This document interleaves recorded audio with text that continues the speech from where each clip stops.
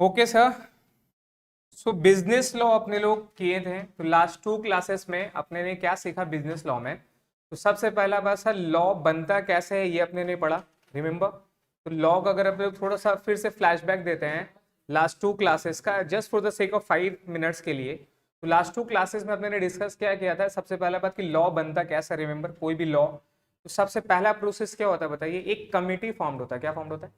एक committee formed होता है। वो कमिटी में स्कॉलर रहते हैं, रिसर्चर रहते हैं, ठीक है, साइंटिस्ट भी रहते हैं अगर उनका रिक्वायरमेंट रहा, लॉयर रहेंगे, सीए रहेंगे, depend on the expertise field के जो लोग हैं हमारे इंडिया के और बाहर के भी, उन लोग का एक कमिटी फॉर्म्ड होता है। वो कमिटी का काम क्या है बताइए, या तो नया लॉ लाना, और या तो जो पुराना लॉ में जो चेंजेस है, जैसे जैसे अपडेट होते हैं अपने लोग, जैसे जैसे टेक्नोलॉजी एडवांस होता है ना, तो लॉ को भी क्या किया जाता है, इंप्रूव किया जाता है ना। जिस तरह से आप लोग का मोबाइल में एंड्रॉइड वर्जन क्या होता है, अपडेट होता है हर साल, उस तरह से लॉ को भी अपडेट करना पड़ता है सिचुएशन के हिसाब से। तो वो कमिटी का काम है। तो वो committee based on the research, interview, ठीक है, based on the meeting, multiple meeting के साथ में एक रिकमेंडेशन देती है, जिसको अपने लोग बिल बोलते हैं। क्या बोलते हैं? बिल। क्लियर है? तो लॉ का सबसे जो मोस्ट इंपॉर्टेंट पॉइंट है वो क्या है सर, सबसे पहले वो क्या बनता है, सबसे पहले बनता है वो बिल। क्लियर है?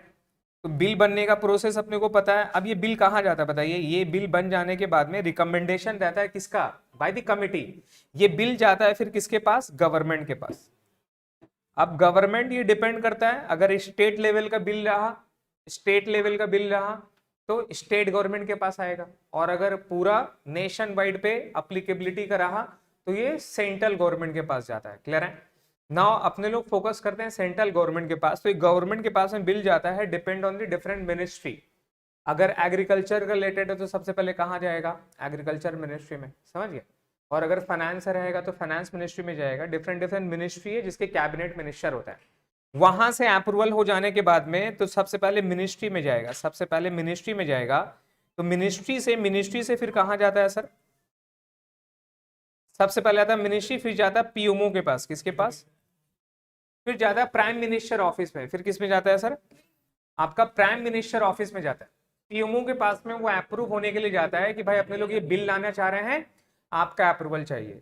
वंस पीएमओ की तरफ से बिल अप्रूव हो जाता है, जब गवर्नमेंट इसको बिल को अप्रूव कर देती है, हाँ ये चीज लाना जरूरी है, ये हमारे लिए जरूरी, जैसे भी क्रिप्टो करेंसी का एक बिल आने वाला है, तो गवर्नमेंट लोग काफी लॉट्स ऑफ डिस्कशन कर, अगर आप लोग अपडेटेड हैं तो उसका एक रेगुलेशन पास होने वाला है। सिंस क्रिप्टो करेंसी अच्छा भी है और बुरा भी है, क्योंकि उससे मनी लॉन्ड्रिंग काफी इजी वे में हो सकता है। तो कैसे ट्रैक करेंगे, चैलेंजेस क्या, उसके लिए एक बिल आपका लाया जा रहा है। तो मल्टीपल मीटिंग किया जा रहा है गवर्नमेंट के साथ में। गवर्नमेंट फाइनली क्या करेगी, एक बिल रिकमेंड करेगी, और ये बिल को फिर एक्ट बनाना जाएगा। तो एक्ट कहां से बनता है सर, एक्ट बनता है पार्लियामेंट से। कहां से बताइए ना सर, पार्लियामेंट में हमारा 2 हाउस है, एक है लोकसभा और एक हो गया राज्यसभा। पहले बिल कहाँ जाता है सर, पहले बिल जाता है लोकसभा में, वहां से बिल पास हो जाता है, फिर कहाँ जाता है, राज्यसभा में। ना लोकसभा के मेंबर कौन है, क्या है, नहीं है, कैसे अप्रूव होता नहीं होता, ये अपने लोग ऑलरेडी फर्स्ट क्लास में डिस्कस कर चुके हैं। ना सर लोकसभा से बिल जाने के बाद में राज्यसभा से बिल कहाँ जाता है सर, ये जाता है प्रेसिडेंट के पास में। कहाँ जाता है? नाउ प्रेसिडेंट अगर इसको एसेंट दे दिया, प्रेसिडेंट से अगर अप्रूवल मिल गया, प्रेसिडेंट से अगर ओके हो गया, तो ये क्या बन जाता है, एक्ट। क्या बन जाता है, एक्ट। क्लियर है? तो बिल से एक्ट बनने का प्रोसेस यही है। तो बेसिकली हमारे जो लीडर हैं, जो पॉलिटिशियन हैं, सबसे उनका बेसिक रोल क्या है, द बेसिक रोल है to pass the law. Legislature procedure उनका बेसिक लॉ है। क्लियर है? जैसे एक्ट बन जाता है तब भी ये इंप्लीमेंट नहीं होता है। बताइए क्या बच जाता है ऑफिशियल गेजेट में, क्या बताइए, ऑफिशियल गेजेट में जब तक का वो नोटिफाइड नहीं हो जाएगा, जब तक का ओजी में ऑफिशियल गेजेट में नोटिफाइड नहीं हो जाएगा, तब तक का वो मेरा एक्ट ऑल ओवर इंडिया में अप्लीकेबल नहीं होगा। पहले हमारा जम्मू एंड कश्मीर में लॉ अप्लीकेबल नहीं होता था, यहाँ इंडिया में अप्लीकेबल होता था। फिर जम्मू एंड कश्मीर के स्टेट लेजिस्लेटिव थी असेंबली, वहां से अप्रूवल हो जाने के बाद फिर हुआ। जैसा कि जीएसटी हमारे यहाँ पे जुलाई 2017 में आया ऑल ओवर इंडिया में, लेकिन कश्मीर में अगस्त में आया, 1 महीना के बाद। तो यहाँ अप्रूव हुआ, फिर वहां पे लेजिस्लेटिव असेंबली में पास हुआ, तब जाके अप्रूव हुआ। लेकिन सिंस एब्रोगेशन ऑफ आर्टिकल 370 हड़ी आने के बाद में, अब जो भी हमारा सेंट्रल गवर्नमेंट से अगर एक्ट पास होता है तो वो ऑल ओवर इंडिया में अप्लीकेबल होगा एज इट इज, जैसे हर स्टेट में होता था, इंक्लूडिंग जम्मू एंड कश्मीर। अब वो स्पेसिफिक जो था ना, जो स्पेसिफिक जो उन लोग को परमिशन लेना आपका जरूरत पड़ता था इंडियन गवर्नमेंट को, वो अब लेने की जरूरत नहीं है। क्लियर है? तो ये हमारा प्रोसेस था लॉ के लिए।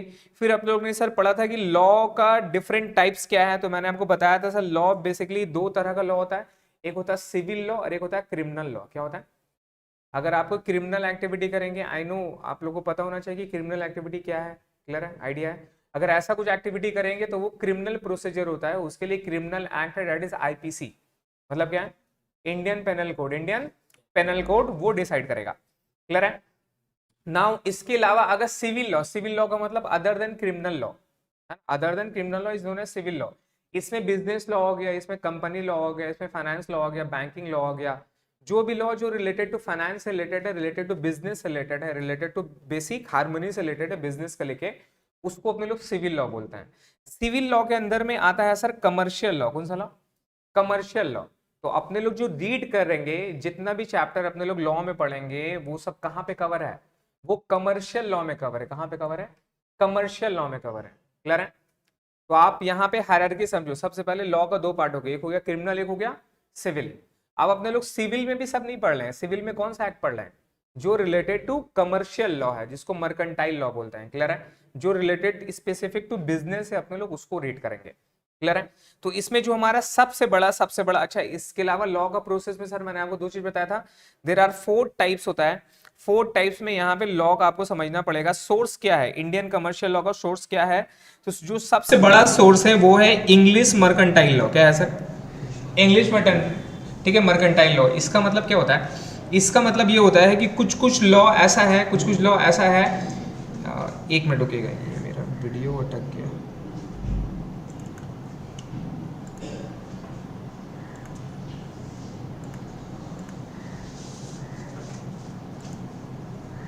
सॉरी। तो सर कुछ कुछ लॉ ऐसा है ना जो इंडियन आपका फॉर्मेशन से पहले, आज़ादी से पहले का एक्ट है, जैसा Indian contract act, companies act, ठीक है, sales of goods act, Indian partnership act, ये सारा जो एक्ट है ना, ये एक्चुअल में ब्रिटिश ने लाया है। ये एक्चुअल में ब्रिटिश ने वहाँ पे आज़ादी से पहले ही ऑलरेडी एक लॉ बना दिया था ना, आपने लोग उसको चेंज किए, क्या किए? चेंज किए, अमेंड किए। तो हमारा एक्चुअल ये सब लॉ का जो मेन सोर्स है, ऑलमोस्ट 80% जो हमारा सोर्स है ना लॉ का, वो कहाँ से बताइए? वो इंग्लिश है, that is called British loss है। क्लियर है? नाउ वो सब एक्ट को अपने लोग फिर इंडियन इंस्टीट्यूट लॉ में अपने लोग लेजिस्लेचर के द्वारा में पास कर दिए। तो कुछ कुछ एक्ट ऑलरेडी बना हुआ था, उसको फिर से दोबारा अमेंड किया गया, जैसा कंपनीज एक्ट 1956 था, लेकिन वो कंपनीज एक्ट ऑलरेडी बहुत पुराना है। जब आप लोग कंपनी लॉ पढ़ेंगे सेकेंड सेमेस्टर में, तो वहाँ आप देखोगे कंपनी लॉ बहुत पुराना है, उसको बार बार अमेंड किया गया और फाइनली कंपनीज एक्ट 1956 एक प्रॉपर इस्टेब्लिशमेंट हुआ फॉर द इंडियन कंपनीज के लिए। फिर मेजर अमेंडमेंट हुआ 2013 में, इसलिए कंपनीज एक्ट क्या बोलते हैं? 2013 बोलते हैं। मेजर अमेंडमेंट हुआ। मेजर क्यों अमेंडमेंट हुआ?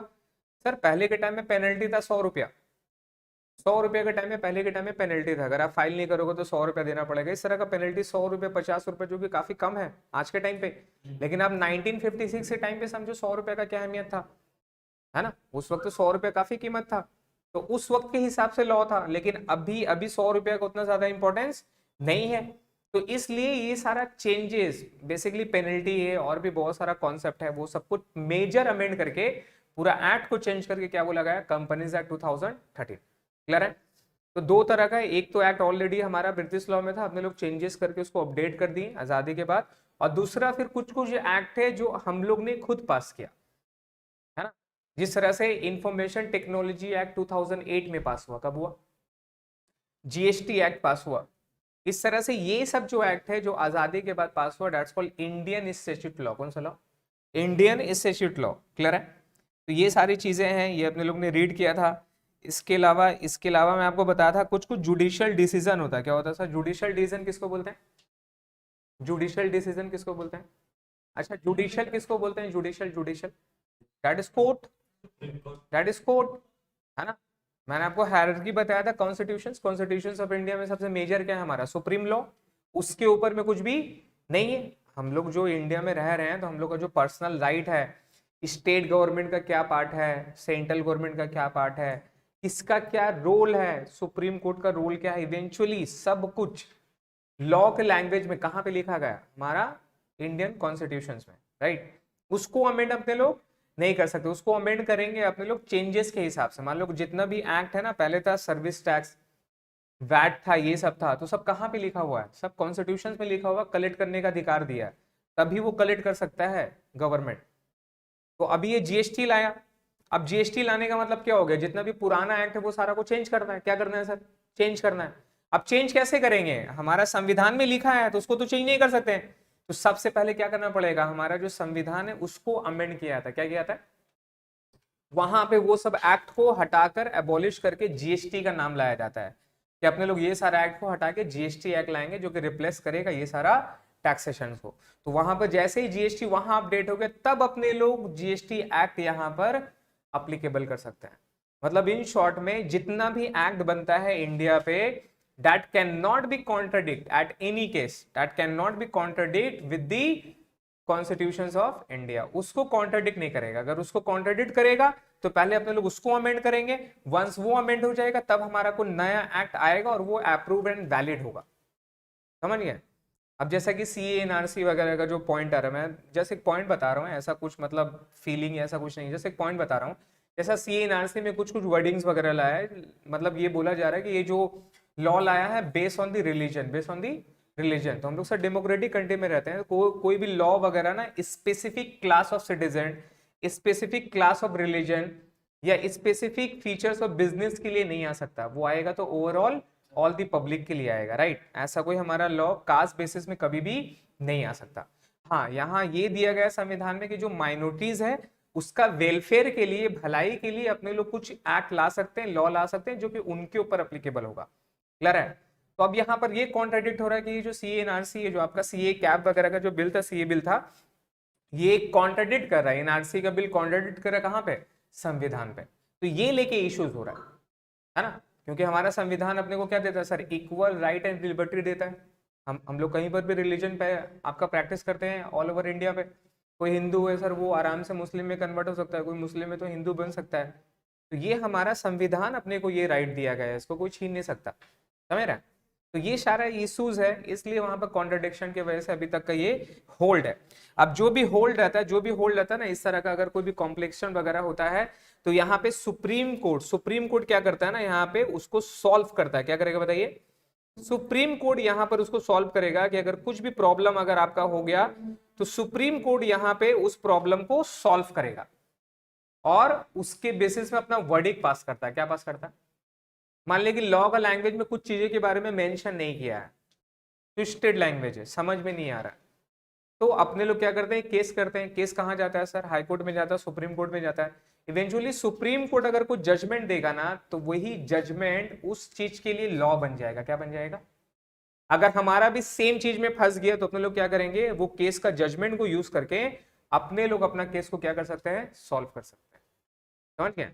तो judicial decision itself as a law constitute कर सकते हैं अनटिल अनलेस लॉ मेरा साइलेंट है।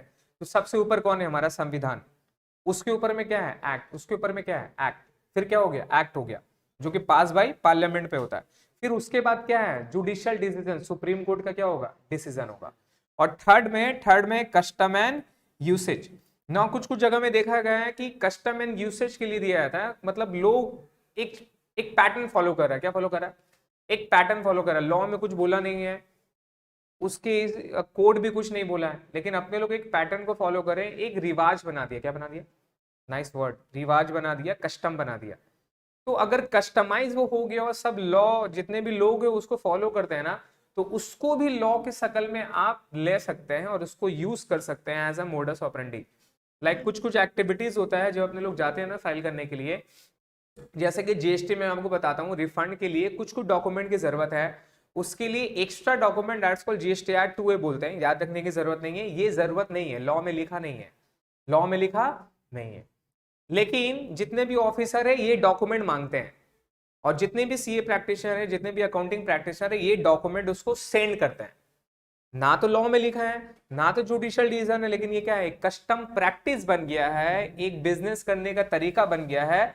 तो ये चीज आपको भी अप्लाई करना पड़ेगा। क्लियर है। तो 4 चीज हमारा कॉन्स्टिट्यूट है सर, ये 5 मार्क्स में आता है आप लोग ऑब्जेक्टिव के लिए, तो याद रख लीजिएगा।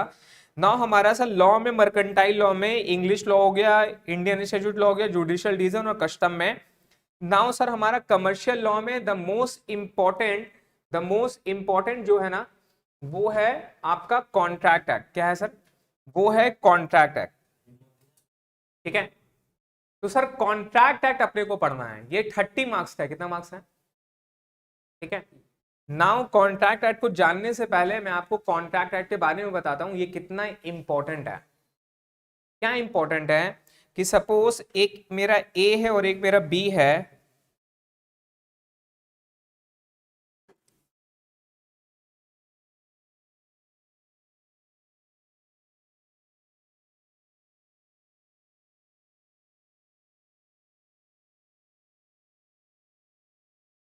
बोला बाबू, बट उन लोग से कोई जीत पाएगा?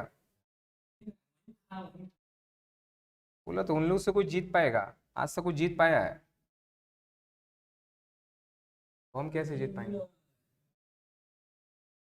देखिए, तो सर मान लीजिए, देखिए कॉन्ट्रैक्ट कितना इंपॉर्टेंट है। ए है, ये मान लीजिए सेलर है, और ये बी को क्या किया? सामान सेल किया। ए सेलर है, बी बायर है, ये अपना गुड्स क्या किया सर? सेल किया है बी को। नाउ ए बी को सेल कर रहा है गुड्स, तो बाद में ए बी से क्या लेगा?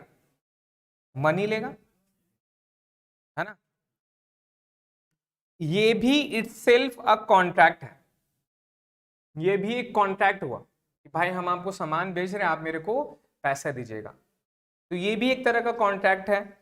इसके अलावा एक पर्सन है और एक दूसरा पर्सन है, ये लोग दोनों डिसाइड किया है कि हम लोग शादी करेंगे, मैरिज करेंगे। क्लियर है?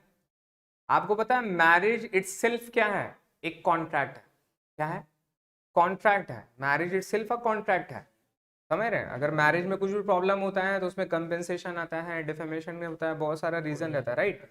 तो मैरिज इटसेल्फ अ कॉन्ट्रैक्ट है ना। अब ये समझो कॉन्ट्रैक्ट का डेफिनेशन, अगर आप किसी के साथ बिजनेस करते हो, शादी करते हो, और वो एक्चुअल में कॉन्ट्रैक्ट का जो भी पॉइंट है उसको कवर नहीं करता है, कवर नहीं करता है, तो क्या वो जो सेल है वो वैलिड हुआ? वो जो मैरिज है क्या वो वैलिड हुआ?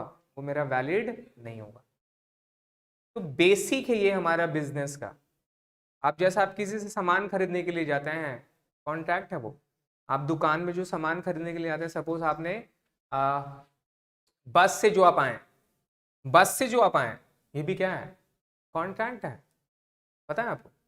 आप लोग जो भी बस से आ रहे हैं वो भी कॉन्ट्रैक्ट है। आप दुकान में जो जाते हैं, दुकान में जाके कोई भी दवाई दुकान में सामान खरीदते हैं, वो भी क्या है? कॉन्ट्रैक्ट है। लेकिन अगर वो कॉन्ट्रैक्ट का रिक्वायरमेंट को फुलफिल नहीं करेगा तो आप लीगली उसके ऊपर में प्रेशर नहीं कर पाओगे, लीगली आप कभी भी उसको फाइट नहीं कर पाएंगे। तो यहाँ पर लीगल, अपने लोग लॉ का बात कर रहे हैं, तो कॉन्ट्रैक्ट आपका कंस्टिट्यूट एज अ वैलिड होना चाहिए। अगर वो वैलिड नहीं है तो आप उसका लीगली कुछ भी नहीं बिगाड़ पाएंगे। क्लियर है? तो अपने लोग कॉन्ट्रैक्ट का इंपॉर्टेंस यहाँ पर रीड करते हैं। तो कॉन्ट्रैक्ट को करने से पहले सबसे पहले समझिएगा क्या होता है। अच्छा, ये कॉन्ट्रैक्ट अभी जम्मू एंड कश्मीर और हर जगह अप्लीकेबल है, पहले भी अप्लीकेबल था, अभी भी अप्लीकेबल है, राइट? देखिए, एक पर्सन है, चीज समझिएगा कि कॉन्ट्रैक्ट अपने को रीड क्या करना है। सबसे पहले सर एक पर्सन है, ठीक है? ये मान लो ए है। एक अच्छा सा एग्जांपल देंगे, ज्यादा गहराई पे मत जाइएगा, ठीक है? ये एक बंदा है, ये एक लड़की है, ठीक है? हाँ, मान लीजिए सर इसका नाम आकाश है। राकेश कैसे होगा? इसका नाम मान लीजिए सर रानी है, ठीक है? आस्ते, पानी लिख दें। अरे चेंजेस तो अपने हाथ में करना है, बोल ना तुम लोग खाली। मान लीजिए सर ये वानी, ठीक है? आप चीज समझिए, आकाश वानी को प्रपोज कर रहा है। फिर बोला ना, चुप रहे। आकाश वानी को प्रपोज कर रहा है, विल यू मैरी मी? ठीक है? आकाश इसको प्रपोज कर रहा है, विल यू मैरी मी। ठीक है, फर्स्ट स्टेप, आपको अगर किसी से जेन्युइन लव है और उससे शादी करना चाहते हो तो सबसे पहले क्या होगा, इकरार करेंगे, है ना। उसको एक्चुअल में क्या कर रहा है ये बंदा उसको ऑफर कर रहा है, क्या ऑफर कर रहा है, साथ जिंदगी बिताने का, that's called will you marry me, है कि नहीं। तो बाकी सबका बात नहीं कर रहे हैं, अपने लोग डायरेक्टली पॉइंट पे आते हैं। तो सब विल यू मैरी मी का ये जो ऑफर दे रहा है इसको क्या बोलेंगे, ऑफर। इसको क्या बोलेंगे, ऑफर बोलेंगे।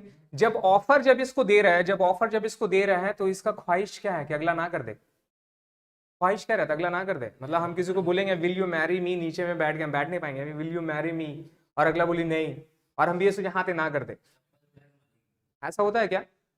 तो जब भी आप किसी को ऑफर करते हो, सपोज आपको ये वाला मोबाइल बेचना है, भाई वाला मोबाइल खरीद लेते हैं, तो आपका इंटेंशन क्या रहता है, अच्छा सी समझिएगा, बीच में मत बोलिए। इंटेंशन क्या रहता है आपका, अगला को राजी करना है, क्या करना है, एग्जैक्टली अगला को क्या करना है सर, राजी करना है, उसका एसेंट लेना है। क्या लेना है, assent. There is a word accent.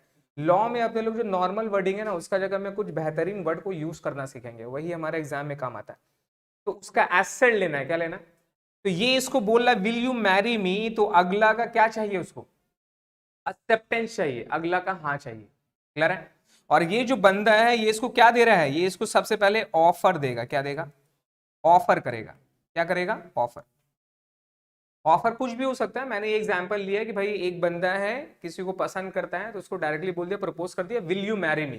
तो मैं क्या कर रहा हूं, मैं क्या कर रहा हूं, अगले को क्या बोल रहा हूं, अगले को बोल रहा हूं कि भाई मैं आपसे शादी करना चाहता हूं, आप मेरे से करोगे क्या। That's my intention. मेरा इंटेंशन क्या है, अगले से शादी करना है और अगले को कन्विंस करना है कि मुझसे शादी करो, अगला का मेरे को हाँ सुनना है, right, that's my intention. Clear हो गया। इसको ऑफरर बोलते हैं, क्या बोलते हैं, ये बंदा कौन हुआ, ये बंदा कौन हुआ, ऑफरर होता है। ये बंदा को क्या बोलते हैं बताइए, ऑफरर, जो ऑफर करता है, जो ऑफर करता है। क्लियर है। तो हम इसको ऑफर दे दिए। अब यहाँ ये जो लड़की है वानी है, इसके ऊपर डिपेंड है, इसके ऊपर क्या डिपेंड है, आइदर सी विल एक्सेप्ट और रिफ्यूज, या तो हाँ बोलेगी या तो ना बोलेगी। लेकिन इसके ऊपर में प्रेशर कर सकते हैं क्या, नहीं करनी होगा, नहीं करनी होगा, तब वो मेरा कॉन्टैक्ट वैलिड नहीं होगा। पढ़ेंगे अपने लोग आगे भी चलिए, ऐसा भी जो केस होता है वो भी मेरा वैलिड नहीं होता। आप लोग देखिए ना बचपन में, ये आपका बंदूक रख के बोलता है बेटा पेपर साइन करो, होता ना बहुत सारा पुराना मूवी, पेपर साइन कराने के लिए बंदूक रख देता, बोले पेपर साइन करो। तो एक्चुअल में वो भी मेरा वैलिड नहीं है, वो भी मेरा वैलिड नहीं है। अपने लोग पढ़ेंगे आगे चल के, बट अभी फिलहाल के लिए सर आकाश वानी को क्या बोला, will you marry me. Intention क्या है, अगला का हाँ सुनने के लिए। अब वानी यहां पर क्या बोलेगी, हाँ हम करना चाहते हैं, या तो अब देखिए यहां पर जब वानी बोलती है तो या तो दो तरीका से होगा, या तो बाय एक्सप्रेसिव, या तो बाय वर्बल, या तो बाय वर्बल। मतलब या तो वो हाँ करेगी, या तो बोली हाँ हाँ, या तो स्माइल कर दी, क्या कर दी, है ना। तो ये भी क्या हुआ, ये भी हाँ हुआ। नहीं समझे। आप किसी को बोले विल यू मैरी मी, ऐसे करके बढ़ा रहे, वो हाथ बढ़ा दी, वो हाथ बढ़ा दी, आप वहां पर क्या किए। तो इसका मतलब क्या हो गया बताइए, अगला पार्टी क्या कर दिया, एक्सेप्ट किया कि नहीं किया।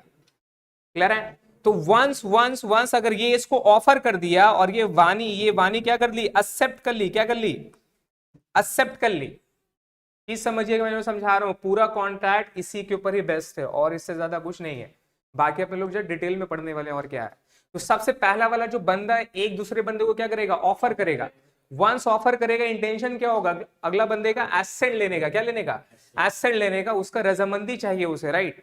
और अगर वही रजामंदी उसको मिल गया अगले से, नेक्स्ट पार्टी को अपना एसेंट दे दिया कि हाँ हम करना चाहते हैं, तो ये क्या हो गया, एक्सेप्टेंस हो गया। क्या हो गया, ये एक्सेप्टेंस हो गया। क्या हो गया, नाउ जैसे ही ऑफर प्लस एक्सेप्टेंस हो गया, ऑफर प्लस एक्सेप्टेंस हो गया, now this is what become promise, this is what become promise. ये मेरा क्या बन गया सर, प्रॉमिस बन गया। ये मेरा क्या बन गया, प्रॉमिस बन गया। दैट्स कॉल्ड, अब साथ रहना है, अब जिंदगी आगे साथ बिताना है, राइट, दैट्स कॉल्ड प्रॉमिस, है ना। अब ये प्रॉमिस का क्या हो गया, ये प्रॉमिस का एक बाउंड है, एक बाउंड है। अब ऐसा थोड़ी ना ये आकाशवाणी को बोल दिया विल यू मैरी मी, फिर किसी और को बोला will you marry me, will you marry me, अब वो भी सबको हाँ कर रही है, हाँ हाँ हाँ हाँ हाँ हाँ। दिमाग खराब है क्या, एक बार में चार कैसे करेगा बे, चार नहीं होगा बाबू आज का टाइम में, भूल जा। उस सपना में आपको दुबई जाना होगा, है ना, दुबई मत जाएगा नहीं तो तेरा साथ कुछ हो जाएगा।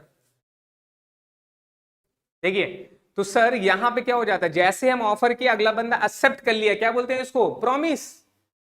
इसको क्या बोलेंगे, प्रॉमिस। ना प्रॉमिस का क्या मतलब हो गया, एक बाउंड हो गया। अब ये ऑफर वो किसी और को नहीं दे सकता, और यही सेम ऑफर वानी किसी और का एक्सेप्ट नहीं कर सकती। That's called promise. क्या बोलते हैं, क्लियर हो गया। नाउ जैसे ही प्रॉमिस हो गया, अगला दोनों में बातचीत हो गया, क्लियर हो गया, अब क्या होता है, अब नेक्स्ट स्टेप क्या होता है, नेक्स्ट स्टेप क्या होता है सर, घर पे माँ बाप को बोलेंगे। अब माँ बाप, आपका 7 आदमी, उसका 7 आदमी, एक फैमिली अब गेट टुगेदर होगा, एक फैमिली गेट टुगेदर होगा। नाउ अब फैमिली लोग आपस में मिलेगा, मिलके बातचीत करेगा, रिश्ता वगैरह के बाद में आगे बढ़ेगा, देखा था ये होगा क्या है नहीं है ना। उसके बाद में फिर बात होगा, जो मेन टॉपिक आता है। वैसे तो हमको कुछ नहीं चाहिए, आप जो अपनी लड़की को दे दें आपका भला है ना। देखिए मेरा लड़का के पास सब कुछ है अल्हम्दुलिल्लाह, वो गाड़ी लेना चाहता है, बाकी आप देख लीजिए, है ना। एक एक दुकान है उसका, वो भी उसको एक्सपैंड करना चाहता है, ठीक है। और वो दुकान एक दो ठो और नया लेना चाहता है, ये जगह है यहाँ यहाँ इतना दाम बोला है, उसके पास कुछ पैसा है, बाकी आप देख लीजिए, है ना। लड़का का खुद का घर लेने वाला है, लेकिन अभी थोड़ा प्रॉब्लम में है, आप देख लीजिए। लड़का को बाइक का शौक है, बुलेट का शौक है, आप देख लीजिए, समझ रहे हैं। मतलब यहाँ पे अब क्या बात हो रहा है, यहाँ पर अब पैसा देने लेने का बात हो रहा है ना, दैट्स कॉल्ड लेन देन का बात हो रहा है ना। तो इसको जैसे मेरा प्रॉमिस आता है ना, प्रॉमिस के साथ जुड़ जाता है एक वर्ड बोलते हैं कंसिडरेशन। क्या बोलते हैं बताइए, कंसिडरेशन। क्या वर्ड है ये, कंसिडरेशन, क्लियर है। नाउ कंसिडरेशन का सिंपल सा मीनिंग है समथिंग इन रिटर्न। क्या बोलते हैं बताइए, समथिंग इन रिटर्न। आप किसी के साथ ऑफर कर रहे हैं, एक्सेप्टेंस मिल रहे हैं, तो आपको कुछ रिटर्न मिलता है, समथिंग इन रिटर्न, क्लियर है। उसको अपने लोग क्या बोलते हैं सर, कंसिडरेशन, क्लियर है। अगर आप किसी के साथ बिजनेस करेंगे, आप किसी के साथ बिजनेस करेंगे तो आप क्या चाहेंगे कि आपके पास कुछ फायदा है ना सर। आप किसी को सामान बेचते हैं तो आपका इंटेंशन क्या रहता है, अगले से पैसा मिलेगा। सामान अगर खरीदते हैं तो अगले को पैसा देना है, तो कंसिडरेशन तो हर जगह है ना। आपने लोग पढ़ेंगे कुछ कुछ जगह में कंसिडरेशन नहीं भी होता, कुछ कुछ जगह में कंसिडरेशन नहीं भी होता, तो उस केस में क्या करेंगे, लेकिन 99% केस में क्या रहता है, कंसिडरेशन रहता है ना। विदाउट विदाउट अगर आप किसी के लिए कुछ कर रहे हैं और आपको कुछ रिटर्न में नहीं मिलेगा तो आप क्यों करोगे, है ना। तो कंसिडरेशन हर जगह है सर। आप बोलेंगे सर ऐसे थोड़ी ना, कंसिडरेशन हर जगह है। The most famous relation, the most important and most significant relationship is the relationship with your mother and father, parents. उससे अनमोल रिलेशन दुनिया में नहीं। और आप चाहे जितना भी कुछ बोल दो नहीं बोल दो, आपको पता है कि कोई आपका साथ दे ना दे, लेकिन आपके पेरेंट्स आपके लिए हमेशा है। कोई आपका दुनिया में सब बुरा चाहता है, लेकिन वो आपका कभी बुरा नहीं चाहते ना। तो आपके पेरेंट्स आपको इतना पढ़ाए लिखाए बड़ा किए, है ना, आपको कमाने लायक बनाए, आपका हर एक ख्वाहिश को बचपन से लेके अभी तक पूरा किए। कोई कंसिडरेशन है, क्या है कंसिडरेशन, आपका अच्छा हो जाए, आप कामयाब हो जाए, आप खुश हो जाए, सो डैट सबको जाना है तो वो भी आराम से जा पाए। लेकिन उनका एक कंसिडरेशन है कंसिडरेशन। क्या कंसिडरेशन है, जब वो बूढ़े हो जाएं, ओल्ड हो जाएं, तो आपको क्या करना, उनका ख्याल करना। तो कंसिडरेशन है नहीं है। द मोस्ट पायस रिलेशनशिप है, उसमें भी तो कंसिडरेशन है। तो जिस तरह से आपको ख्याल किए, आपको बड़ा किए, उनका ओल्ड एज में वही रिसिप्रोकल चीज आपको क्या करना है, पूरा करना है, उनका कंसिडरेशन फुलफिल करना है। तो कंसिडरेशन हर जगह, क्लियर है। कोई आपका दोस्त आपके साथ ज्यादा बातचीत कर रहा है, ज्यादा मुलाकात कर रहा है, तो मतलब आगे कुछ मांगेगा आगे कुछ मांगेगा ऑब्वियसली। कोई आपका दोस्त मेरे को जैसा बातचीत नहीं कर रहा, अचानक मेरे से बात कर रहा, अरे कहाँ है मिलना, कहाँ है, ऐसा वैसा ये वो, फिर मेरे से बात कर रहा, अरे कुछ जॉब नहीं है यार, कहीं कुछ जॉब करवा दे, अरे तेरे पास है वो दिला दे, कुछ पैसा का जरूरत है दिला दे, ऐसा होता है, समझ गए। तो कंसिडरेशन का मतलब क्या होता है सर, समथिंग इन रिटर्न। तो आकाशवाणी के बिटवीन में हो गया बातचीत, वो लोग दोनों के दरमियान में प्रॉमिस हो गया। अब बात क्या होगा, पैसे का बात होगा। किसके बारे में बात होगा, पैसे के बात होगा, कितना देंगे कितना लेंगे, दैट्स कॉल्ड कंसिडरेशन। क्या वर्ड बोलते हैं, नाउ जैसे ही प्रॉमिस और कंसिडरेशन मिल जाता है, जैसे ही प्रॉमिस और कंसिडरेशन मिल जाता है, now this is what agreement. क्या वर्ड होता है? एग्रीमेंट हो गया भैया, मंगनी हो गया, एग्रीमेंट हो गया। This is what agreement. Clear है? लेकिन अभी तक ये मेरा कॉन्ट्रैक्ट नहीं हुआ, कॉन्ट्रैक्ट नहीं हुआ, चीज समझिएगा, अभी तक ये मेरा कॉन्ट्रैक्ट नहीं हुआ, ये मेरा क्या है? एग्रीमेंट है। क्या है? एग्रीमेंट। तो एग्रीमेंट कॉन्ट्रैक्ट नहीं होता है, लेकिन जितना कॉन्ट्रैक्ट सब एग्रीमेंट होता है, लेकिन एग्रीमेंट कॉन्ट्रैक्ट नहीं होता, बिकॉज यहां एक पॉइंट है, अभी तक शादी हुआ नहीं है, अभी जस्ट मंगनी हुआ है। क्या हुआ? फिक्स हो गया, सब कुछ सेट हो गया है, अब मेरा शादी होगा। क्लियर है? तो एग्रीमेंट और कॉन्ट्रैक्ट में फर्क क्या है? कॉन्ट्रैक्ट में फर्क है लीगल ऑब्लिगेशन। क्या फर्क है बताइए? Legal obligation that is paper, एक लीगल वैलिड डॉक्यूमेंट होगा। क्या होगा बताइए?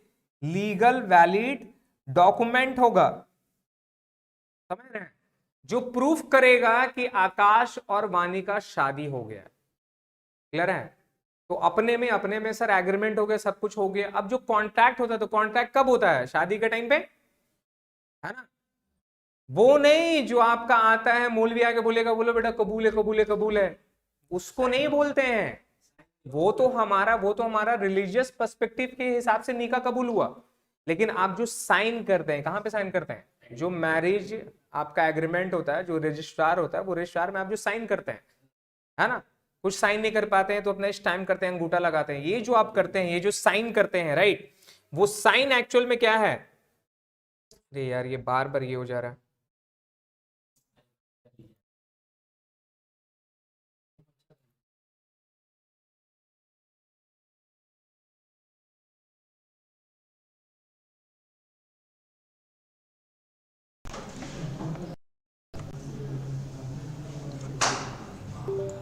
अब ये रिदम टूट जाता है, नहीं समझे?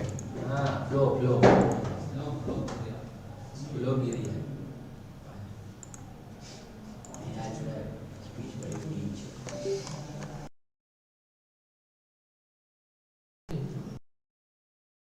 थोड़ा सा ढीला हो गया लगता है। तो टाइट कीजिए। कैमरा बन जाए ना यहाँ से। कैमरा मैन इजाज नवाब के साथ।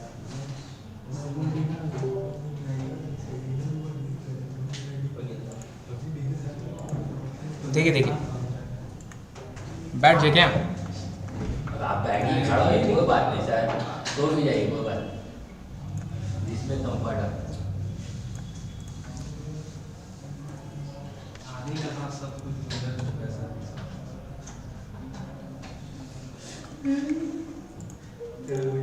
देखिए, तो यहां पर सीन क्या रहता है ना सर, एक लीगल ऑब्लिगेशन होता है। क्या होता है बताइए? एक लीगल ऑब्लिगेशन होता है। तो लीगल ऑब्लिगेशन जो आप मैरिज रजिस्टर में जो आप साइन करते हैं ना, मैरिज रजिस्टर में जो आप साइन करते हैं ना, उसको क्या बोलते हैं? Legal obligation. जैसे ही वही आपका एक्चुअल डॉक्यूमेंट है जो कि प्रूफ करता है कि आप लोग दोनों का शादी हो गया। जब तक का वो नहीं होगा तब तक कॉन्ट्रैक्ट नहीं होगा। तो ये जैसे ही एग्रीमेंट प्लस लीगल ऑब्लिगेशन हो गया, नाउ अब ये क्या बन गया? अब ये मेरा कॉन्ट्रैक्ट बन गया। क्या बन गया सर? कॉन्ट्रैक्ट बन गया। अब आप लोग लीगली क्या होंगे? एक हस्बैंड और वाइफ होंगे। क्लियर हो गया? अब हर एक कॉन्ट्रैक्ट का एक रूल होता है, एक क्लॉजेस होता है, जो कि आपको उसको पूरा करना है, जो कि उसको कभी भी अपने लोग ओवर लिमिट कभी भी नहीं कर सकते। अदरवाइज उसका क्या होगा सर? पेनल्टी होता है, उसका कंसिक्वेंसेस होता है, राइट? तो ये सारा चीज हमारा कॉन्ट्रैक्ट में है। तो क्लियर हो गया? कॉन्ट्रैक्ट का हमारा बेसिक स्ट्रक्चर क्या है? सबसे पहले क्या होगा बताओ? दो बंदा रहेगा, दो पार्टी रहेगा, उसमें से एक बंदा होगा ऑफरर, दूसरा बंदा को बोलते हैं अपने लोग ऑफरी। क्या बोलते हैं? ऑफरी। तो यहाँ पर ऑफरर कौन था? यहाँ पर ऑफरर था आकाश, और वाणी क्या थी? ऑफरी, जिसको ऑफर किया गया, जिसको ऑफर किया गया। क्लियर है? जैसे ही एक जो ऑफरर है वो अपना ऑफर देगा किसको? ऑफरी को, टू गेट हर एसेंट। क्या लेने के लिए? एसेंट लेने के लिए। एसेंट का मतलब क्या होता है? एसेंट का मतलब रजामंदी। एसेंट का मतलब रजामंदी, उसका चाहत लेने के लिए कि भाई हम तुम्हारे साथ कॉन्टैक्ट करना चाहते हैं, आप एग्री हो या नहीं हो बताओ। जैसे ही next party that is offeree, जैसे ही मेरा एग्री हो गया, उसको क्या बोलते हैं? एक्सेप्टेंस। क्या बोलते हैं? Acceptance. Now when offer plus acceptance all together joint हो जाता है, देन इट बिकम्स प्रॉमिस। क्या बन जाता है वो? वादा। आप फील करो अपने ये वाला फील्ड पे तो आपको समझ में आएगा क्या बन गया? प्रॉमिस बन गया। अब ये प्रॉमिस का मतलब क्या हो गया, वही सेम ऑफर वो मेरा किसी और को नहीं करेगा और वही ऑफर किसी और का वाणी भी एक्सेप्ट नहीं करेगी। That's become promise. क्लियर है? वंस प्रॉमिस में जैसे ही कंसिडरेशन आता है, कंसिडरेशन का मतलब क्या होता है, लेन देन, लेन देन सर, पैसा पैसा। जैसे ही पैसे की बात होगा, क्या दोगे क्या लोगे, जैसे ही वो मेरा बात हो गया, वो क्या बन जाता है, एग्रीमेंट। क्या बन जाता है, एग्रीमेंट। क्लियर है? तो याद रखिएगा, नो कंसिडरेशन नो कॉन्ट्रैक्ट। किसी भी कॉन्ट्रैक्ट में कंसिडरेशन नहीं है तो वो कॉन्ट्रैक्ट नहीं है। आप किसी के लिए फ्री का काम किए, पैसा आप नहीं लिए, तो कल को आप उसे कोई लीगल क्लेम नहीं कर सकते। क्यों करेंगे आप? क्लियर हो गया? तो सर ये एग्रीमेंट बनता है। क्या बनता है? ये एग्रीमेंट बनता है। अभी भी ये मेरा कॉन्ट्रैक्ट नहीं बना, अभी भी ये मेरा कॉन्ट्रैक्ट नहीं बना। क्लियर हो गया? जब तक का कोई लीगल एविडेंस नहीं हो जाता, लीगल प्रूफ नहीं मिल जाता, तब तक वो मेरा कॉन्ट्रैक्ट नहीं होगा। एक लीगल डॉक्यूमेंट होना चाहिए जो कि जस्टिफाई करेगा कि आप लोग दोनों के साथ में कॉन्ट्रैक्ट हुआ है, और वो legal document enforceable by law होना चाहिए। क्या होना चाहिए? इनफोर्सेबल बाय लॉ होना चाहिए। जब आप कोर्ट में लेके जाओगे तो उसको एक्सेप्टेंस मिलना चाहिए वो लीगल डॉक्यूमेंट्स का, तभी आपके साथ में कॉन्ट्रैक्ट होगा। क्लियर है? अब ये तो मैंने आपको मैरिज का बताया, मैरिज के इसलिए बताया क्योंकि यूथ है, मुझे पता है आप लोग फील कर पाओगे, तो ये चीज समझ में आएगा कॉन्ट्रैक्ट का स्ट्रक्चर। इसके अलावा और भी बहुत सारा कॉन्ट्रैक्ट है जो कि आप लोग डे बाय डे करते हैं, आप लोगों को पता नहीं है वो कॉन्ट्रैक्ट है। डे बाय डे आप लोग करते हैं, रेगुलर बेसिस में करते हैं। मैं एग्जांपल दे सकता हूँ। एग्जांपल के तौर पे मान लीजिए आप लोग कोई मेडिकल शॉप में गए, मेडिकल शॉप में जाके आपने बोला, मेडिकल शॉप में आपने जाके बोला कि भाई ये दवाई है। क्या बोलते हैं? अपना प्रिस्क्रिप्शन लेके जाते हैं, क्या बोलते हैं? दवाई है। क्या दे रहे हैं आप? ऑफर कर रहे हैं उसको, ये दवाई है कि नहीं है हमें बताओ। वो बोल दिया हाँ है, तो आपके दूसरा दुकान चल जाते हैं। अच्छा अच्छा, हमारे ऐसा होता है। अरे क्या हुआ भाई, पूछता है ना। तो आप जैसे ही अगला को ऑफर बोलेंगे भाई मुझे दवाई खरीदना, आपके पास है, अगला बोला हाँ है, देन क्या हो गया? प्रॉमिस हो गया। क्या हो गया? वो एक्सेप्टेंस जैसे दे दे, क्या हो गया? प्रॉमिस। प्रॉमिस का मतलब क्या हो रहा? अब आप वो दवाई उस दुकान से लीजिएगा और वो आपको दवाई देके अगला को क्या देना है? पैसा देना है। That's called promise. अगर वो नहीं बोला नहीं है, तब क्या करते हैं? दूसरा दुकान में जाते हैं। चीज समझ में आ रहा है? तो सबसे पहला जो पॉइंट है कॉन्ट्रैक्ट का, that's called offer and acceptance between the two party. अगर ये नहीं हुआ तो कॉन्ट्रैक्ट ही नहीं।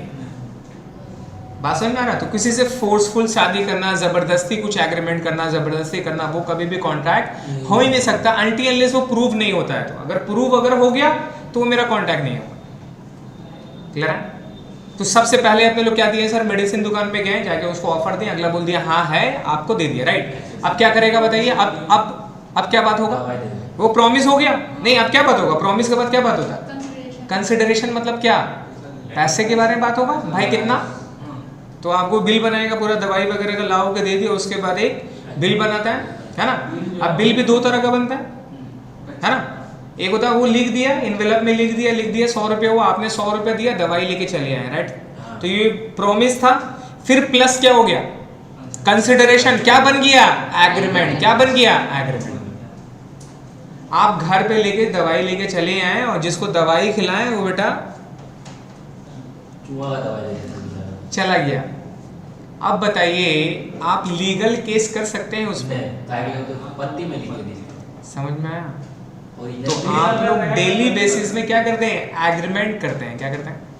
लेकिन अगर आप उससे वैलिड डॉक्यूमेंट लेते हैं, वो दवाई का रिसिप्ट लेते हैं। क्या लेते हैं? दवाई का रिसिप्ट लेते हैं, जो प्रिस्क्रिप्शन में प्रॉपर जो लिख के देता है अपना इनवॉइस बिल पे, जो लिख के देता है दवाई का नाम, उसका मैन्युफैक्चरिंग डेट, किस डॉक्टर से आया, किस पेशेंट के लिए है, एज वगैरह A to Z जो लिख के देता है, और नीचे में साइन करता है, और साइन करने के बाद में उसको बोलेगा स्टैम्प मारो। क्या मारो?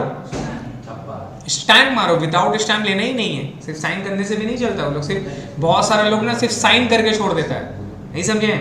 अगर वो स्टैम्प मारा हुआ नहीं है तो वो भी वैलिड नहीं है, आपको पता है। अब अगर आप पक्का पूरा बिल ले लिए, स्टैम्प वगैरह साइन करके सब ले लिए, अब अगर आप दवाई को यूज करते हैं और उसका कोई रिपरकेशन होता है, कुछ प्रॉब्लम होता है, तो अब क्या कर सकते हैं बताइए? अब उसके ऊपर में लीगल केस कर सकते हैं कि नहीं कर सकते हैं? कर सकते हैं। क्यों कर सकते हैं? क्योंकि ये दवाई आपने वहां से खरीदा और आपको प्रूफ करना है कि आपका जो पेशेंट का प्रॉब्लम हुआ इस दवाई की वजह से हुआ, तो क्या होगा बताइए? वो अगला बंदा जेल में चला जाएगा। कैसे जाएगा? बिकॉज आपके पास एक लीगल वैलिड डॉक्यूमेंट है that is enforceable by law, तभी वो मेरा कॉन्ट्रैक्ट बनेगा, अदरवाइज कॉन्ट्रैक्ट। क्लियर हुआ? समझ में आया? तो ऐसा और भी बहुत सारा है।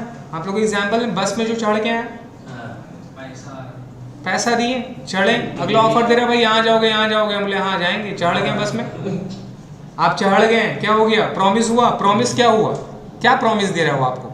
आपको डेस्टिनेशन तक छोड़ेगा, और आपका क्या प्रॉमिस है? आप मेरे को वहां तक छोड़ोगे, हम आपको क्या देंगे? पैसा देंगे। तो क्या हो गया? कंसिडरेशन आ गया। क्या बन गया? एग्रीमेंट।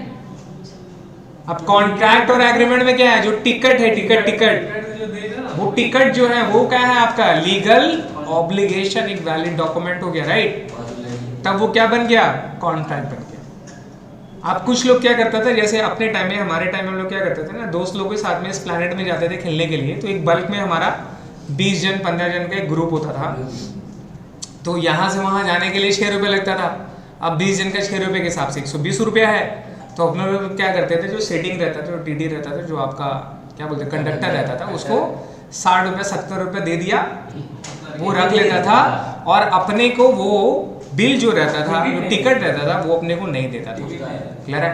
तो हम लोग उसके साथ में क्या करते थे, मैक्सिमम एग्रीमेंट करके चले आते थे, कॉन्ट्रैक्ट नहीं था। क्लियर है? हम लोग बाद में जाएंगे तो मांगे ही नहीं टिकट, पहले तो आइए भाई बताइए। क्लियर हो गया?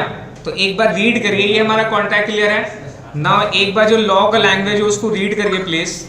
आइए देखिए डेफिनेशन पे, सबसे पहले उल्टा अपने लोग चलेंगे, नंबर 7 पेज नंबर 7 पे आइए। पेज नंबर 7 पे देखिए कॉन्ट्रैक्ट का मीनिंग। पेज नंबर 7 पे आइए, देखिए कॉन्ट्रैक्ट का मीनिंग क्या है? एन एग्रीमेंट इनफोर्सेबल बाय, मतलब कॉन्ट्रैक्ट बनने के लिए अपने को क्या चाहिए? एग्रीमेंट चाहिए, और प्लस क्या चाहिए? इनफोर्सेबल बाय लॉ, मतलब लीगल प्रूफ होना चाहिए। इनफोर्सेबल बाय लॉ का मतलब क्या हो गया? Legal obligation. तो वहां पे लिखे कॉन्ट्रैक्ट में एग्रीमेंट प्लस लीगल ऑब्लिगेशन। तो कॉन्ट्रैक्ट में क्या होगा बताइए? Agreement plus legal obligation. Clear हो गया?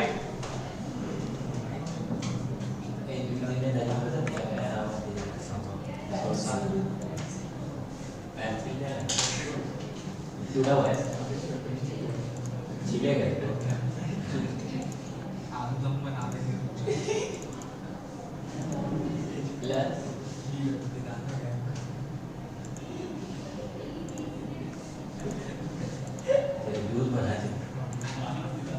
देखिए sir, agreement plus legal obligation equal to क्या होती है? कॉन्ट्रैक्ट। नाउ अब एग्रीमेंट क्या होता है? एग्रीमेंट का डेफिनेशन ऊपर में पढ़िए, एवरी प्रॉमिस और सेट ऑफ प्रोमिसेस, है ना? Every promise and set of promises forming the consideration for each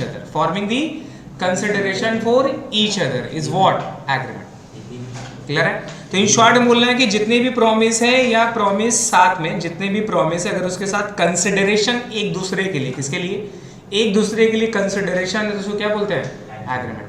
in short में एग्रीमेंट इक्वल टू व्हाट? यहाँ पर ये वाला ठीक करिए, यहाँ पर इसको काटिए, ये नहीं है। Agreement equal to what? क्या है एग्रीमेंट इक्वल टू?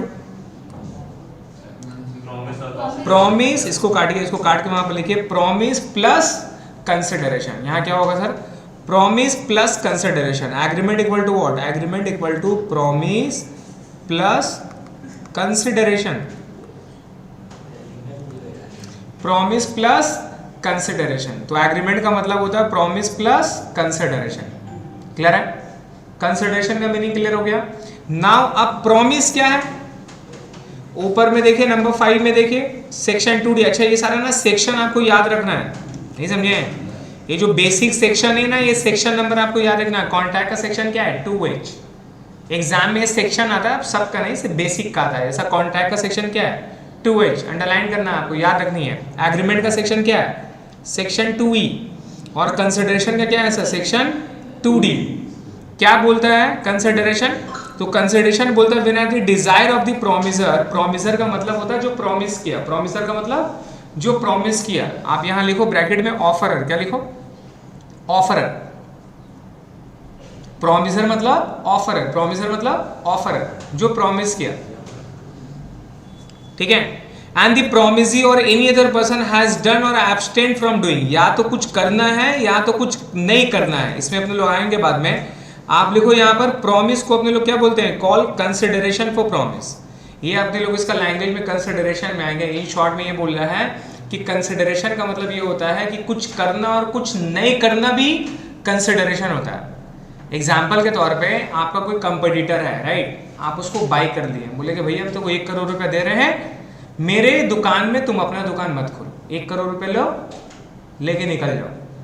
तो यहाँ पे अगले बंदे के साथ कुछ करने के लिए कांटेक्ट करें या कुछ नहीं करने के लिए? कुछ नहीं करने के लिए। तो ये क्या ये भी कांटेक्ट वैलिड हुआ कि नहीं हुआ? ये भी वैलिड है। या तो कुछ करने के लिए बोल रहे हैं तो फिर कुछ नहीं करने के लिए भी कांटेक्ट होता है, समझ गए? नाउ प्रॉमिस का मतलब क्या होता है? देखिए when the proposal is accepted, when the proposal is accepted क्या बन जाता है? The person making the proposal is called promisor. The person making the proposal, जो प्रपोजल दिया मतलब ऑफरर, उसको क्या बोलते हैं? Promisor. And the person accepting the proposal is called promise, is called promisee. Promise किसको बोलते हैं? डेफिनेशन आएंगे 2b पे, रीड करिए। A proposal when accepted becomes a promise, ठीक है। प्रपोजल का दूसरा नाम ऑफर, प्रपोजल का दूसरा नाम ऑफर। तो ऊपर में देखिए ऑफर का डेफिनेशन क्या है, यही मेन डेफिनेशन है जो अपने को आना है। अब देखिए यहां पर वर्ड पढ़िए लॉ का।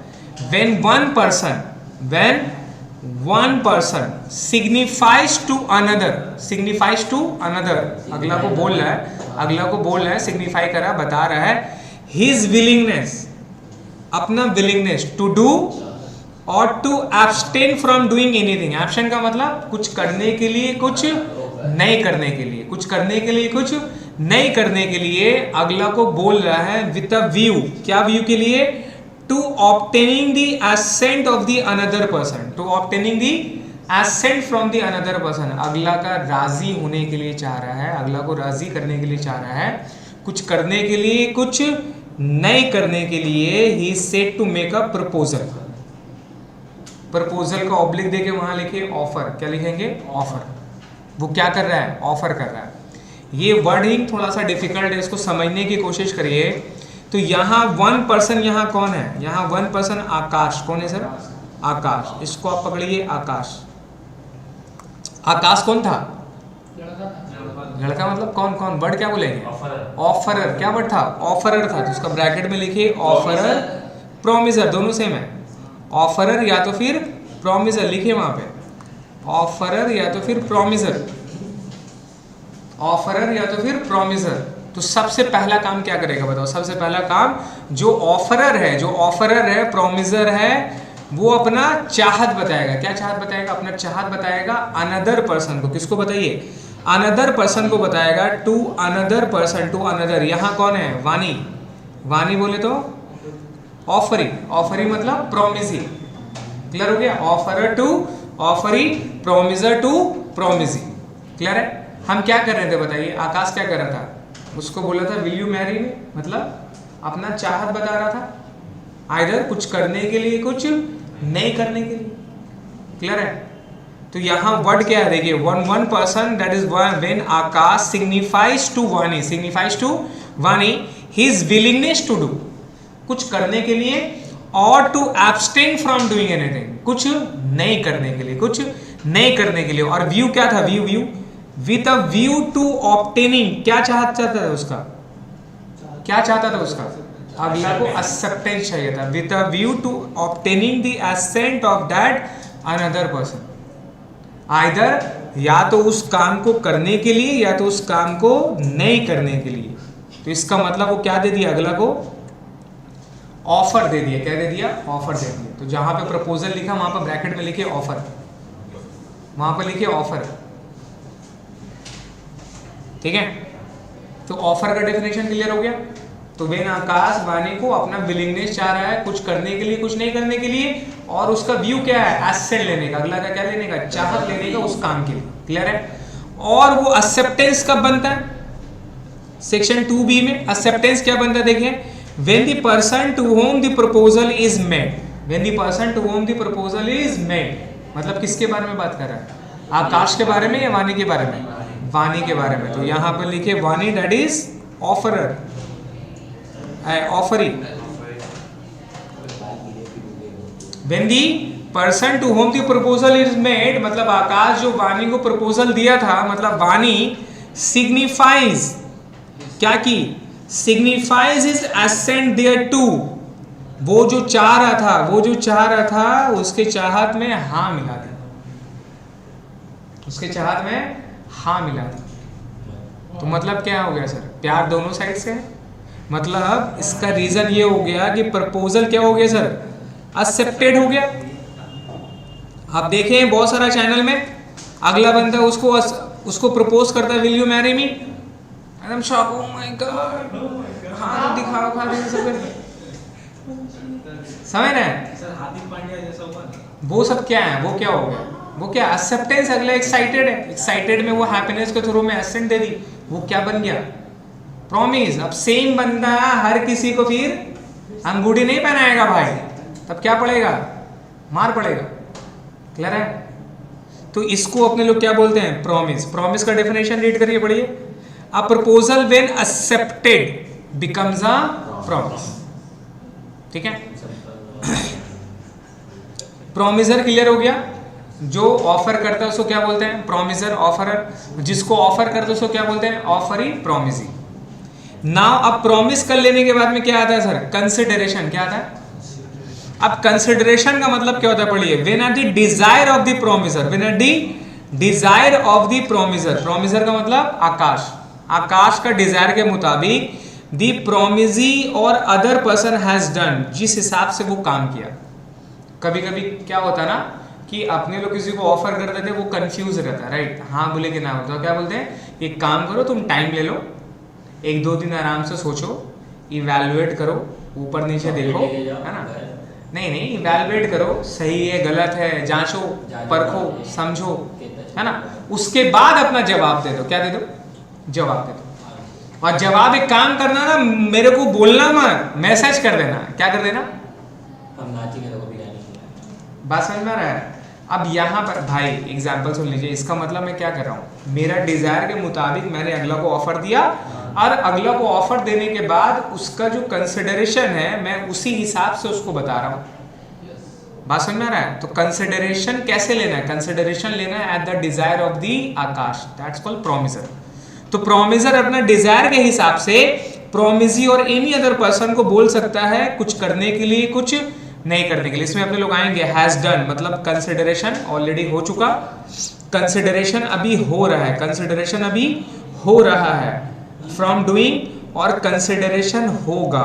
जैसे एक वर्ड पढ़िए, हैज डन मतलब क्या हो गया, हो चुका।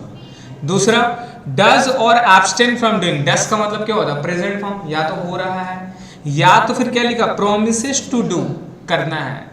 तो consideration sir may be past हो सकता है, प्रेजेंट हो सकता है, और फ्यूचर हो सकता है। इसी कॉन्सेप्ट में बिजनेस चलता है। आपको पता है बिजनेस में जब आप काम करते हैं तो 3 मोड ऑफ पेमेंट होता है, या तो पहले पैसा देंगे, या तो जिस दिन सामान मिला उस दिन पैसा देंगे, या तो सामान बेचो और पैसा बाद में देंगे। तो जो मनी है, money is what, consideration. Seller के लिए मनी क्या है, कंसिडरेशन। तो कंसिडरेशन या तो पहले भी मिल सकता है, कंसिडरेशन या तो प्रेजेंट में मिल सकता है, कंसिडरेशन या तो फ्यूचर में मिल सकता है। क्लियर है?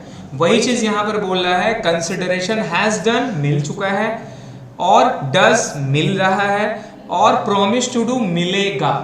क्लियर है? तो कंसिडरेशन यहां देखिएगा, मे बी पास्ट हो सकता है, प्रेजेंट हो सकता है, और फ्यूचर भी हो सकता है। क्लियर है? जिसको अपने लोग क्या बोलते हैं sir, consideration for the promise बोलते हैं। क्या बोलते हैं? क्लियर है? कंसिडरेशन का एक वर्ड यहां पर अंडरलाइन करिएगा, समथिंग इन रिटर्न। ठीक है? और इसका अच्छा वर्ड है क्विड प्रो क्यू। क्या वर्ड है? क्विड प्रो क्यू, ये ऑब्जेक्टिव में आप कहा सकते हैं what is mean by quid pro Q, और डेफिनेशन में आपको वहां पर वर्डिंग दे देगा। तो आपका आंसर क्या होना चाहिए, समथिंग इन रिटर्न। तो लॉ लैंग्वेज में क्विड प्रो क्यू का मतलब क्या होता है, समथिंग इन रिटर्न। इस तरह से कुछ कुछ वर्ड है जिसका मीनिंग आपको समझना पड़ेगा। नाउ ये सर हमारा क्या हो गया, जैसे प्रॉमिस प्लस कंसिडरेशन हो गया, क्या बन गया वो, एग्रीमेंट। क्या बन गया वो, अब एग्रीमेंट में लीगल कंसिडरेशन, लीगल कंसिडरेशन कब आता है, जब कोई लीगल डॉक्यूमेंट्स होता है, लीगल डॉक्यूमेंट्स रहेगा तब वो क्या बनेगा, कॉन्ट्रैक्ट बनेगा, है ना। एक एग्जांपल आपको मैं देता हूं, एग्रीमेंट और कॉन्ट्रैक्ट में क्या डिफरेंस होता है, वो भी आप डे टू डे लाइफ में लेना है। एग्जांपल के तौर पे मान लीजिए आपको मूवी देखना है ना, किसी दोस्त के साथ जाएंगे, ऑब्वियसली अकेला मैंने सुना नहीं कोई मूवी देखने जाता है, कोई दोस्त के साथ जाएंगे। आपने कोई दोस्त को बोला कि चल भाई मूवी देखते हैं, तो अगले ने बोला हाँ चल, ठीक है। अभी ऑनलाइन का जमाना है, आपने दो टिकट क्या कर लिया, पहले से बुक कर लिया, तो कंसिडरेशन रेट इज एडवांस हो गया। अब इंटेंशन क्या है, आप जाएंगे तो आधा पैसा टिकट का वो देगा, आधा आप बियर करेंगे, या तो फिर टिकट का आप दे दिए, खाने वगैरह का जो भी खर्चा वो देगा, बट उसको फ्री में थोड़ी ना लेके जाएंगे, कुछ तो लेंगे ना भाई उससे, ऐसा थोड़ी ना होता है। या तो टिकट का पैसा दे अपना आधा आधा, या तो वहां जाके खर्चा कर, हम टिकट का पैसा दे रहे तुम खर्चा कर, यही ना होता है दो दोस्त के साथ, क्लियर है। तो आपने उसको क्या दिया था, ऑफर दिया था, चलो भाई मूवी चलेगा, रात का टिकट है, चलो अपने लोग चलते हैं, वो क्या कर दिया, एग्री कर लिया, क्या कर लिया, हाँ भाई चल, क्लियर है। ये क्या बन गया, क्या बन गया, एग्रीमेंट कहां से, क्या बन गया अभी, प्रॉमिस। क्या बन गया ये, प्रॉमिस। क्या प्रॉमिस हो गया, दोनों भाई साथ में मिलकर अपने लोग क्या जाएंगे, मूवी देखने के लिए जाएंगे, क्लियर है। कंसिडरेशन ऑलरेडी पहले हो गया, एक जन ऑलरेडी पहले पैसा दे दिया, तो ये क्या बन गया था, एग्रीमेंट। क्या बन गया था, अगला बंदा रात को आया, आप कॉल पे कॉल कर रहे हैं, बेटा कॉल कर रहे हैं, जो भी कर रहे हैं, आया नहीं, है ना, आप जेल भेज दीजिएगा उसको, आप जेल भेज दीजिएगा, आप केस कर दीजिएगा उसको ऊपर, हाँ आप कुछ भी करिएगा, क्या लीगल एक्शन ले पाइएगा, लीगल एक्शन ले पाइएगा, चीज समझिए मैं जो समझा रहा हूँ, लीगल एक्शन ले पाइएगा, क्यों नहीं ले पाइएगा, क्यों नहीं ले पाइएगा, क्योंकि कॉन्ट्रैक्ट नहीं था। क्या नहीं था, कॉन्ट्रैक्ट नहीं था, कोई लीगल ऑब्लिगेशन नहीं था। इसको ना सोशल एग्रीमेंट बोलते हैं, क्या बोलते हैं, सोशल एग्रीमेंट बोलते हैं। आप किसी को चाय पीने के लिए बुलाए, बेटा वो चाय आके पिया नहीं, रेस्टोरेंट में लेके गए कुछ खाया नहीं, चाय पे बुलाए वो आया नहीं, तो केस कर देंगे आपने लोग, नहीं मेरा टाइम तुम बेटा वेस्ट किया है, तुम्हारा वजह से मेरा टाइम गया है, मेरे को बुला के नहीं आया, मेरा टाइम का कीमत है। अगर हम कोई क्लाइंट के पास जाएंगे 1000 रुपये वो देता है, तुम मेरा 3 घंटा नुकसान किया है, मेरे को 3000 रुपये देंगे। क्या आप लीगल ले सकते हैं एक्शन, तो वो मेरा एग्रीमेंट होकर रह जाता है, क्या रहता है, एग्रीमेंट होकर रह जाता है। हाँ अब उसके साथ आप कॉन्ट्रैक्ट कर लिए, बेटा एक तो पेपर वगैरह बनाए और पेपर बना के लिख दिए, भाई तेरे को शाम को आना है, साइन कर, साइन कर, और नहीं आएगा, और नहीं आएगा उसका रिपरकेशन है, मेरे को ते 10,000 रुपये देगा। हमको तेरे ऊपर भरोसा नहीं है, नहीं समझे, होता ना टिकट बुक करते हैं तो बोलता भाई टिकट बुक कर ले, बोले नहीं करेंगे, वहां जाके खरीदेंगे। इसका मतलब आपको अगला के ऊपर भरोसा नहीं है कि भाई आएगा कि नहीं आएगा, तो आप लोग क्या करते हैं, टिकट जाके खरीदते हैं। अगर पहले से खरीद लेंगे तो टेंशन में रहेंगे आप, आएगा कि नहीं आएगा भाई, है कि नहीं।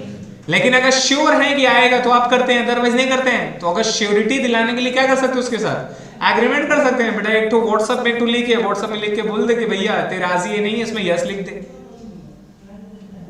समझ गए। लंबा चौड़ा एक तो डिस्क्रिप्शन आता है, लिख दीजिए कि अगर in case of failure if you are not able to arrive at that time then you have to pay ₹10,000 money as a compensation of my time that you have lost with me and my money also. देख अब अगर वो sign कर दिया, paper में sign कर दिया, अब वो क्या बन गया, अब वो क्या बन गया, कॉन्ट्रैक्ट। अब अगर वो नहीं आएगा तो कहां लेके जाएंगे उसको, कहां लेके जाएंगे, समझ में आया। तो मैं जो चीज समझा रहा हूं, जो डे टू डे लाइफ में आप लोग करते हैं, उसमें एग्रीमेंट और कॉन्ट्रैक्ट का क्या डिफरेंस है, समझ रहे हैं। एग्जाम्पल के तौर पर आप किसी को सामान बेचते हैं, क्या बेचते हैं, सामान बेचते हैं, गुड्स बेचते हैं। तो अब जब गुड्स बेचते हैं तो there is a concept India में पक्का बिल और कच्चा बिल, रिमेंबर। अगर आप गुड्स बेच रहे हैं तो अगले को सेल किए, ऑफर दिए, वो एक्सेप्ट किया, आपने गुड्स बेचा, अगला आपको पैसा देगा। अब आप अगर कच्चे बिल पे दिए, कोई प्रूफ नहीं है आपके पास, तो वो कहां तक आगे रह जाएगा, एग्रीमेंट होके रह जाएगा, कोई लीगल केस आप नहीं कर पाते। लेकिन वही जो इनवॉइस बिल है, कौन सा बिल, इनवॉइस बिल जो आपका अगर प्रॉपर है, उसमें आपका साइन है, स्टैम्प है, टैक्स इनवॉइस लिखा हुआ, जीएसटी वगैरह सब कुछ कटा हुआ है, अगला केस में आप रिटर्न भी डाले, इसका मतलब अगले को, नेक्स्ट पार्टी को क्या करना है, उस बिल के अगेंस्ट में पैसा पेमेंट करना है। वो बिल के अगेंस्ट में वो जो आपने इनवॉइस इशू किया वही आपका क्या है, लीगल डॉक्यूमेंट है, that can be enforceable in the view of law. जैसे वो इन्फोर्सेबल हो गया, वो क्या बन गया, कॉन्ट्रैक्ट बन गया। अब अगर वो पैसा नहीं देगा तो क्या लेके जा सकते हैं उसको, केस करेंगे, कंपेंसेशन लेंगे, भाई लड़ेंगे, पैसा मेरे को चाहिए, और पेनल्टी भी लगाएंगे, इंटरेस्ट वगैरह जो लगेगा, जितना लेट पेमेंट करेगा इंटरेस्ट लगाएंगे, पेनल्टी लगाएंगे, छोड़ेंगे थोड़ी ना। तो अपने लोग किसी से लीगली फाइट कब कर सकते हैं, जब मेरे पास कोई लीगल एविडेंस हो। और लीगल एविडेंस क्या है सर, इनवॉइस है, एग्रीमेंट है, कॉन्ट्रैक्ट होता है। इस तरह से देखोगे ना, एग्रीमेंट पेपर साइन होता है। एग्रीमेंट पेपर का कॉन्सेप्ट क्यों लाया, आप किसी से कुछ भी प्रॉपर्टी खरीद रहे हैं तो एक पेपर साइन होता है, कोर्ट का पेपर होता है, उसको नोटरी किया जाता है, नोटरी करा के साइन होता है प्रॉपर में, है ना। तो किस लिए किया जाता है, बिकॉज वो मेरा लीगल डॉक्यूमेंट है। कल को अगर कुछ प्रॉब्लम होगा तो हम प्रूफ क्या दिखाएंगे, हम वो लीगल डॉक्यूमेंट को एज अ प्रूफ दिखाएंगे, या I am the owner of this property, right. तो तभी वो मेरा कॉन्ट्रैक्ट होता है, अदरवाइज मेरा कॉन्ट्रैक्ट नहीं होता। क्लियर हो गया, तो चीज यहां तक समझ में आया सर। नाउ नेक्स्ट अपने लोग ऑलरेडी देख चुके हैं कॉन्ट्रैक्ट, यहाँ पर 3 पार्ट में, 1 मिनट रुकिए, यहाँ पर देखिए कुछ कुछ यहाँ पर पॉइंट है। अब कॉन्ट्रैक्ट का एक टाइप्स है सर, क्या है, टाइप्स है, void agreement, voidable agreement and valid agreement. कौन सा एग्रीमेंट, वैलिड एग्रीमेंट। वैलिड क्या हुआ, ऑफर किया, एक्सेप्टेंस किया, प्रॉमिस हुआ, कंसिडरेशन हुआ, लीगल ऑब्लिगेशन भी, सब कुछ है, मौजूद है, कोई प्रॉब्लम नहीं है, कोई इन्फोर्स नहीं किया, कोई जबरदस्ती नहीं किया, तो मेरा क्या है वो वैलिड कॉन्ट्रैक्ट। कौन सा कॉन्ट्रैक्ट। अब कॉन्ट्रैक्ट वॉइड कॉन्ट्रैक्ट भी होता है। वॉइड का मतलब अब वो मेरा कॉन्ट्रैक्ट नहीं रहा, कॉन्ट्रैक्ट नहीं रहा। वॉइड का मतलब कॉन्ट्रैक्ट नहीं रहा, टूट गया, जिसको बोलते हैं वॉइड कॉन्ट्रैक्ट। क्लियर है, अब वो कॉन्ट्रैक्ट नहीं रहा, मे बी पहले था, अब नहीं रहा, ड्यू टू एनी रीजन अब वो मेरा कॉन्ट्रैक्ट नहीं रहा। एग्जाम्पल के तौर पे मान लीजिए कि बहुत सारे एग्जाम्पल है, जैसे कि आपने कोई हॉल बुक किया शादी के लिए, हॉल बुक करते हैं शादी के लिए, तो आपने एडवांस में पैसा दिया कि भाई फलाना डेट को मेरे को इस डेट में ये हॉल चाहिए। क्लियर है, एडवांस दे दिया, है ना। आप पहले गए होंगे, पूछोगे भैया हॉल खाली है, उसने बोला हाँ खाली है उस दिन पे, हाँ ठीक है, बातचीत हो गया, पैसे की बातचीत हो गई, एग्रीमेंट हो गया, आपने एडवांस में मनी दे दिया, और वो आपको रिसीप्ट देता है, रिमेंबर आपको कुछ तो डॉक्यूमेंट देगा ना कि हाँ भाई इस डेट में आपका है, राइट। अब आपको रिसीप्ट दे दिया, आप लेके चले आए। अब जिस दिन शादी होने वाला था उससे कुछ दिन पहले कुछ प्रॉब्लम हो गया, वहां पे आग वगैरह लग गया, या कुछ अटैक वगैरह वहां पर हो गया, और वो जो प्लेसेस था वो डिस्ट्रॉय हो गया। क्या हो गया, अब वहां पे बताइए एज पर द कॉन्ट्रैक्ट वहां पे एग्जीक्यूट हो पाएगा, वहां पर आप शादी कर पाएंगे, नहीं कर पाएंगे, दूसरा हॉल लेना पड़ेगा। तो क्या अब वो कॉन्ट्रैक्ट वैलिड रहा, अब वो कॉन्ट्रैक्ट क्या हो गया, वॉइड हो गया। मतलब पहले वैलिड था, पहले वैलिड था, अब वो क्या हो गया, वॉइड हो गया, जिसको बोलते हैं वॉइड कॉन्ट्रैक्ट। क्या बोलते हैं, क्लियर है। नाउ थर्ड टाइप है वॉइडेबल कॉन्ट्रैक्ट। कौन सा कॉन्ट्रैक्ट, वॉइडेबल कॉन्ट्रैक्ट का मतलब होता है कि एग्रीमेंट वॉइडेबल, वॉइडेबल मतलब वो वैलिड भी हो सकता है और वॉइड भी हो सकता है, depend on the one party. कौन सा पार्टी, एक पार्टी, ऑप्शन ऑफ वन और मोर पार्टी। एक पार्टी या दो पार्टी, दो बोथ पार्टी को ऑप्शन में रहता है कि उसको वैलिड करिए तो फिर उसको वॉइड करते हैं। कैसा ऑप्शन है, एग्जाम्पल मेरा याद रखिए, सब जो टेक्निकल वर्डिंग ना समझ में नहीं आता। एग्जाम्पल के तौर पे मान लीजिए कि मैं किसी के साथ एग्रीमेंट किया कि भाई आपको मैं 10,000 यूनिट्स ऑफ गुड्स सेल करूंगा, सप्लाई करूंगा। क्लियर है, मैंने कितना यूनिट का वादा किया था, 10,000 यूनिट। तो मैंने उसको बोला कि भाई मैं आपको ए जो गया सर, एक बंदा था ए, ये इसके साथ कॉन्ट्रैक्ट किया बी के साथ, ये उसको 10,000 यूनिट्स क्या करेगा, सप्लाई करेगा। ठीक है, ये उसका बातचीत हो गया, पैसे वगैरह के बारे में सब बात हो गया कि सर 100 रुपया 10,000 यूनिट का प्राइस अपने लोग 100 रुपया रखेंगे तो 10 लाख का करीब उसका एग्रीमेंट वगैरह सब कुछ हो गया, सब कुछ बात हो गया। क्लियर है? अब ड्यू टू एनी रीजन की वजह से ए उसको 8,000 यूनिट ही सप्लाई कर पा रहा है। 10,000 के बारे में बात किया था, यूनिट कितना सप्लाई कर पा रहा है? बोले सर अभी हम आपको 8,000 दे रहे हैं और बाकी जो 2,000 यूनिट मैं आपको नेक्स्ट वीक में सप्लाई कर पाऊंगा। ना अब क्या हो गया, बी का एक्सपेक्टेशन कितना था, लेकिन ड्यू टू एनी रीजन की वजह से अब उसको कितना मैक्सिमम सप्लाई कर पाएगा? 8,000। अब यहां पर चॉइस किसके पास है? किसके पास है चॉइस? बी के पास चॉइस है।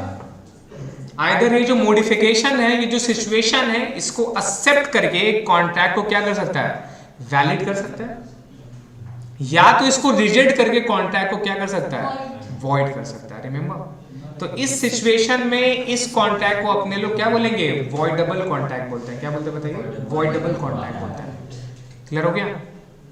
दूसरा एग्जांपल सुन लीजिए, ये काफी इंपॉर्टेंट है।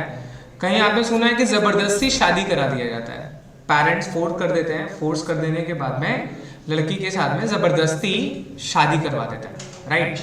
इसको कॉन्ट्रैक्ट में कोर्सन बोलते हैं। क्या बोलते हैं? अपने लोग पढ़ेंगे आगे चल के। फ्री कंसेंट एक वर्ड होता है। कॉन्ट्रैक्ट में कंसेंट क्या होना चाहिए? बोथ दी पार्टी का फ्री होना चाहिए। क्या होना चाहिए?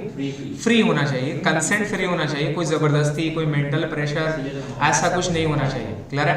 अगर ऐसा कुछ है और वो प्रूफ कर देते हैं ना, तो वो मेरा वॉइड कॉन्ट्रैक्ट हो जाता है। क्लियर है? अब यहां पर देखिए, जबरदस्ती शादी करा दिया, शादी हो गया, लेकिन अब यहां पर डिपेंड लड़की के ऊपर पे है, जिसके जो एग्रीव पार्टी उसके ऊपर डिपेंड है। किसके ऊपर? कॉन्ट्रैक्ट तो हो गया, शादी भी हो गया, लेकिन ये कॉन्ट्रैक्ट अभी भी उसके ऊपर डिपेंड है कि वो कॉन्ट्रैक्ट वॉइडेबल है। क्या है? अगर वो प्रूफ कर देती है और बोल देती है कि नहीं देखिए मेरा प्रूफ है, मेरे से जबरदस्ती शादी किया है और जबरदस्ती मेरे साथ करवा के किया है, ऐसा वैसा, अगर वो प्रूफ कर देती है और वो फाइट करती है, तो कॉन्ट्रैक्ट क्या हो जाएगा? वॉइड हो जाएगा। क्या हो जाएगा? अगर वो कुछ नहीं बोलती हैं, जो हुआ नहीं हुआ, होता ना, नसीब मान के, ये मान के, है ना, सब गलत चीज़ है, वैसे मान के वो उसको एक्सेप्ट कर लेती हैं और एज इट इज लाइफ को जो भी हुआ एक्सेप्ट करके मूव ऑन कर जाती हैं। और ऐसा नहीं होता, बहुत सारे केस में अगर हो भी जाता जबरदस्ती, मैं ऐसे बता रहा हूँ, रेयर केस में आगे चल के फिर ठीक भी हो जाता है। वो डिपेंड करता है सिचुएशन कैसा है, राइट? तो अगर वो एग्री हो जाएगी, कुछ नहीं बोलता है, चल जाता है, और वो तब वो कॉन्ट्रैक्ट क्या बन जाएगा बताइए? वैलिड हो जाएगा। क्लियर है? तो इस सिचुएशन में अगर कॉन्ट्रैक्ट बाय कोर्सन होता है, तो क्या वो वॉइड कॉन्ट्रैक्ट है? नहीं, वो मेरा वॉइडेबल कॉन्ट्रैक्ट हुआ। कौन सा कॉन्ट्रैक्ट हुआ? एग्रीव पार्टी के ऊपर डिपेंड है कि अगर वो रिजेक्ट करके उसको वॉइड कर दें, या तो उसको एक्सेप्ट करके वैलिड कर दें। क्लियर है? तो ये कॉन्ट्रैक्ट का 3 टाइप है sir, void contract, voidable contract और वैलिड कॉन्ट्रैक्ट। क्लियर हो गया? यहीं तक रखते हैं, इसको पढ़ लीजिएगा sir. Essentials of a valid contract. देखिए नीचे में मैंने ये चीज लिख दिया है। 1 मिनट भाई, क्या आप जो पढ़ कर आना है वो भी तो बता दूं। ये मैंने लिख दिया यहाँ पे, इस चीज को, चार्ट को ये याद रखिएगा। यही बेसिक जो होता है ना, ये बेसिक स्ट्रक्चर ऑफ कॉन्ट्रैक्ट है। इसको अगर अच्छा से समझेंगे तो आगे जितना भी चैप्टर है सब आपको समझ में आएगा। ठीक है? इसके बाद में कॉन्ट्रैक्ट का लीगल वैलिड एलिमेंट्स क्या है, elements of a valid contract क्या है, ये आपको यहाँ पे रीड करना है सर। प्रॉपर ऑफर होना चाहिए, एक्सेप्टेंस होना चाहिए, lawful consideration. Sir lawful consideration क्या होता है? लॉफुल अनलॉफुल क्या होता है? ना 2 मिनट। लॉफुल अनलॉफुल क्या होता है? आप किसी के साथ कॉन्ट्रैक्ट किए कि भाई ये बंदा को तुम गोली मार दो और तुमको 10 लाख रुपए देंगे। हाँ, तो आपका कंसिडरेशन क्या है? आप तो पैसा दे रहे हैं, अगला का कंसिडरेशन मनी, आपका कंसिडरेशन क्या है? किसी का जान लेना। इट इज अ लॉफुल या अनलॉफुल? अनलॉफुल है, तो कंसिडरेशन भी लॉफुल होना चाहिए। क्या होना चाहिए? लॉफुल होना चाहिए। अनलॉफुल कंसिडरेशन नहीं होना चाहिए। ठीक है? कैपेसिटी टू कॉन्ट्रैक्ट अपने लोग पढ़ेंगे। कैपेसिटी का मतलब क्या होता है? कॉन्ट्रैक्ट करने का बेसिक एज जो है वो 18 ईयर से, क्या है? 18 साल। 18 साल से नीचे का जो एज रहता है उसको माइनर बोलते हैं। क्या बोलते हैं? माइनर। 18 साल के ऊपर क्या होता है? मेजर हो जाता है। इसलिए शादी वगैरह का मिनिमम एज क्या रखा है? 18 ईयर्स रखा है कि जब बंदा मेजर हो जाता है तब वो क्या कर सकता है? मैरिज कर सकता है। तो इसको कैपेसिटी टू कॉन्ट्रैक्ट बोलते हैं। क्या बोलते हैं? कैपेसिटी मतलब अब जैसा आपको मान लो WBCS का एग्जाम देना है, राइट? WBCS का एग्जाम देना है, तो WBCS का एग्जाम देने का बेसिक रिक्वायरमेंट क्या है? 12th के बाद दे सकते हैं? नहीं, 12th के बाद दे सकते हैं। कब दे सकते हैं? कब दे सकते हैं WBCS के एग्जाम? IAS का एग्जाम कब दे सकते हैं? कॉलेज बाद मतलब ग्रेजुएशन बाद। कब? तो graduation is the capacity limit, मतलब ग्रेजुएशन इज द लिमिट। अगर आपका ग्रेजुएशन हो गया तभी उसके बाद आप एलिजिबल कर पाएंगे, that's called capacity to contract. ठीक है, यहाँ पहुंचेंगे, केपेबल होंगे, तब वो कॉन्ट्रैक्ट कर सकते हैं, अदरवाइज कॉन्ट्रैक्ट नहीं कर सकते। इसमें आप पढ़ेंगे अनसाउंड माइंड पढ़ेंगे, person disqualified, alien, enemy, foreign sovereign, बहुत सारा पार्ट है। फ्री कंसेंट मैं जो आपको बता रहा था, क्या बता रहे थे? Free consent. ठीक है, कंसेंट क्या होना चाहिए? फ्री होना चाहिए। ऑब्जेक्ट लॉफुल होना चाहिए। कोई लड़की किसी से शादी कर रही है उसका घर बर्बाद करने का नियत से, नहीं हम तो इसको बर्बाद कर देंगे इसलिए शादी करेंगे। बहुत सारा सीरियल वगैरह टेलीसोप सीरियल में देखते हैं ना एकता कपूर का, है कि नहीं? इंटेंशन भी क्या होना चाहिए? इंटेंशन भी क्या होना चाहिए? लॉफुल होना चाहिए, राइट होना चाहिए। आप किसी के साथ कॉन्ट्रैक्ट कर रहे हैं उसको धोखा देने के लिए, उसको लूटने के लिए, उसको कॉन करने के लिए, राइट? तो आगे चल के क्या वो कॉन्ट्रैक्ट वैलिड रहेगा? आज न कल तो कॉन्ट्रैक्ट क्या हो जाएगा? वॉइड हो जाएगा। तो intention of the contract that's called object भी क्या होना चाहिए? वैलिड होना चाहिए। क्लियर है? नियत है तो बरकत है, नियत खराब सब खराब। ठीक है, ये पॉसिबिलिटी ऑफ परफॉर्मेंस होना चाहिए। अब ऐसा नहीं कि आप किसी को बोला रहे मुझसे शादी कर लो, हम चांद तारा तोड़ के लाके दे देंगे। ये पहले के टाइम का डायलॉग था फेमस, और लोग इम्प्रेस भी हो जाते थे। अब सबको पता है सब मेडल है, सब फालतू बात। इसको चुप करागा, मुंह बंद करेगा, नहीं तो मुंह में इसको कुछ डाल देंगे कभी ना कभी, बता दे रहे। सॉरी, देखिए ऐसा लड़का लोग क्या करें। देखिए, पॉसिबिलिटी ऑफ परफॉर्मेंस का मतलब यहाँ पर ये है कि ऐसा कॉन्ट्रैक्ट होना चाहिए जो कि परफॉर्म्स हो सके। आप किसी को मतलब कि लौझा रहे हैं कि हम चांद तारा तोड़ के ला देंगे, अरे तुम बोलो तो सही क्या चाहिए, हम सब ला के दे देंगे। अरे कुछ भी मांग लेगी बेटा, पगला होगा।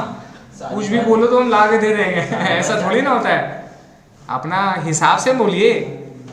तो सर ये आपका पॉसिबिलिटी होना चाहिए परफॉर्मेंस करने के लिए। Not declared void, necessary legal formalities.